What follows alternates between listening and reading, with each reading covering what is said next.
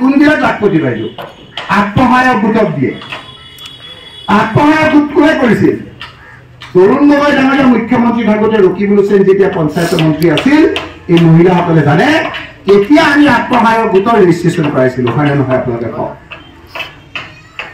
এতিয়া যে লাখপতি বাইদেউ যে আত্মসহায়ক গোটক যে 10,000 টকা দিবলৈ খুজিছে কোনটো আঁচনিৰ জৰিয়তে মই কোৱা নাই লাহে লাহে কম এই আঁচনিটো হ'ল NRLM national rural livelihood mission যাক অসমত ৰকিবুল হুছেইন পঞ্চায়ত মন্ত্ৰী থাকোঁতে তৰুণ গগৈ মুখ্যমন্ত্ৰী থাকোঁতে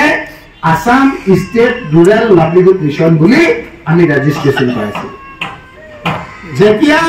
ডক্টৰ মনমোহন সিং প্ৰধানমন্ত্ৰী আছিল UPA চৰকাৰৰ অধ্যক্ষ যেতিয়া সোনিয়া গান্ধী ডাঙৰীয়ানী আছিল কেতিয়া এই আঁচনিৰ জৰিয়তে মহিলাসকলক যাতে বেংকলৈ অহা যোৱা কৰিব পাৰে বেংকৰ লগত যাতে মহিলাসকলৰ চিনাকি হয় নিজে যাতে বেংক খুলি অলপ পইচা দিব পাৰে সেই ধৰণৰ চিন্তাধাৰাৰে 10,000 টকা দিয়াৰ ব্যৱস্থা কৰিছিল এইটোকে এতিয়া হিমন্ত বিশ্ব শৰ্মা ডাঙৰীয়াই লাখপতি বাইদেউ কৈ এনেকুৱা এটা কৈছে যে গোটেই মহিলাবিলাক লাখপতি হৈ যাব কিন্তু দিওঁতে কয় যে 10 গৰাকী মহিলাৰ 10,000 টকাহে দিম হয় না সেইকাৰণে মই আজি আপোনালোকক কৈছো যে আপোনালোক এনেকুৱা এটা দলৰ সদস্যা যিটো দলৰ এটা দীঘলীয়া ইতিহাস আছে গৌৰৱময় ইতিহাস আছে